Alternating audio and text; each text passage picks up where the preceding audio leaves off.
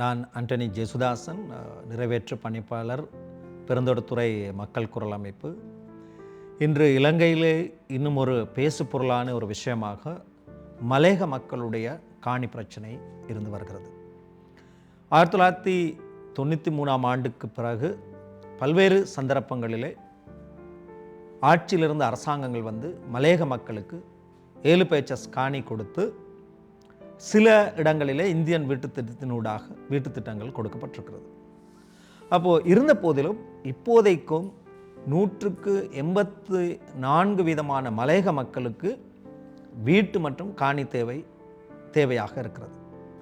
இருந்த போதிலும் காலத்துக்கு காலம் வந்த அரசாங்கங்கள் இந்த மக்களை ஏமாற்றி நாங்கள் காணி தருகிறோம், மலையக மக்களை உயர்த்துகிறோம் என்று சொன்னவர்கள் இதுவரை இந்த மலையக மக்களுடைய காணி வீட்டு பிரச்சனைக்கு ஒரு நிரந்தரமான தீர்வை எடுக்க முடியாதவர்களாக இருக்கிறார்கள்.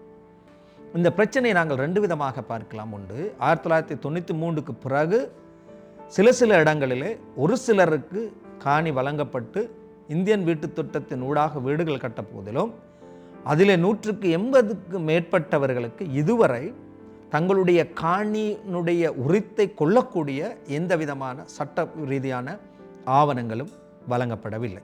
இது ஒரு பிரச்சனையாக இருக்கிறது.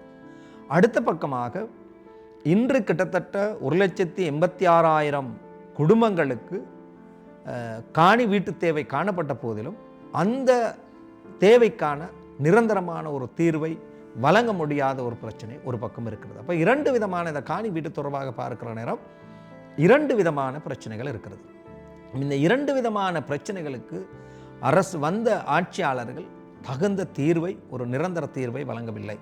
அப்படி இருக்கின்ற போது மலையக மக்கள், சிவில் அமைப்பினர் இந்த தங்களுடைய காணி உரிமைக்காக பல போராட்டங்கள், அழுத்தங்களை கொடுத்து மலையக மக்களுக்கு காணி கொடுக்கப்பட வேண்டும் என்ற எண்ணக்கரு சமூகத்திலே ஒரு பேசு பொருளாக பேசப்பட்டு வருகிறது. அந்த வகையில் ஆட்சிக்கு வந்த அரசாங்கம் இப்பொழுது சொல்லியிருக்கிறார்கள் மாடி வீடுகளை இந்த மக்களுக்கு கட்டுவதாக. அப்போ இது அப்போ ஏற்கனவே சொன்னார்கள், அவர் ஆட்சியினுடைய ஒரு பிரதான ஒரு அலுவலகர் சொன்னார், உத்தியோகஸ்தர் சொன்னார், நாங்கள் மாடி வீடு கட்டப் போகிறோம் என்று சொல்லி.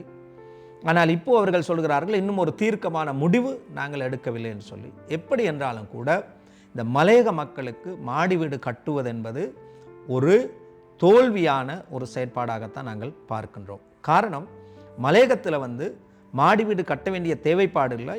மஹிந்த ராஜபக்ச ஜனாதிபதியாக இருந்த ஆட்சி காலத்திலே அவர்கள் ஒரு ஆய்வு செய்து 33 ஹெக்டேர் காணிகள் இருப்பதாக சொன்னார்கள். இப்போ கிட்டடியிலே சட்டத்தரணி விஜயகுமார் அவர்கள் செய்த ஆய்வு அறிக்கையினூடாக அவர் சொல்லியிருக்கிறார் கிட்டத்தட்ட 1,17,000 ஹெக்டேர் காணிகள் தரிசு நிலங்களாக மலையகத்தில் காணப்படுகிறது என்று சொல்லி. அப்படி ஒரு நிலையில் இந்த மக்களுக்கு மாடி வீடு கட்டுவது என்பது ஒரு பொருத்தமற்ற ஒரு கருத்திட்டமாக இருக்கிறது. 2வது, மலையகத்தை பொறுத்தவரையிலே மாடி வீடுகள் அந்த மலையக பூமிக்கு சுற்றாடல் ரீதியாக பார்க்கின்ற போது அந்த பூமிக்கு பொருத்தமற்றதாக அது இருக்கும். ஆகவே இந்த 2 காரணிகளையும் அடிப்படையாக கொண்டு அதே நேரம் இந்த மலையக சமூகம் ஏற்கனவே 2014ஆம் ஆண்டு கொண்டு வரப்பட்ட இந்த மாடி வீடு திட்டத்தினால், அதை நாங்கள் மாடி லயம் என்று சொன்னோம், அந்த திட்டம் பிழைச்சி போன ஒரு தோல்வியுற்ற கருத்திட்டமாக இருந்தது. ஆகவே இந்த உதாரணங்களை அடிப்படையாக கொண்டு மலையகத்திற்கு மாடி வீடு பொருத்தமட்டது என்பதை கூறிக்கொள்ள விரும்புவதோடு இந்த மக்கள் சுயமாக சந்தோஷமாக தங்களுடைய வீட்டிலே தங்களுடைய நிலத்திலே வீட்டை கட்டி ஒரு வீட்டு தோட்டத்தை செய்து சுதந்திரமாக இது என்னுடைய காணி என்ற உணர்வோடு வாழ வேண்டும் என்று சொன்னால் இவர்களுக்கு தனி வீட்டு திட்டம் உருவாக்கப்பட வேண்டும்.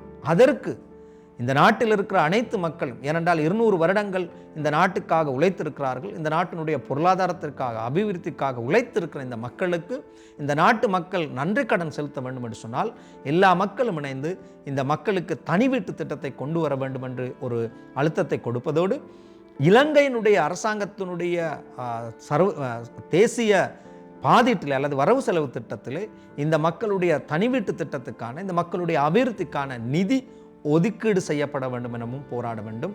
இதை ஐயோ மலையக மக்கள் பாவம் என்று சொல்லி யாரும் பார்க்க வேண்டாம். இந்த நாட்டுக்கு உழைத்து கொடுத்தவர்களுக்கு உரிமை இருக்கிறது.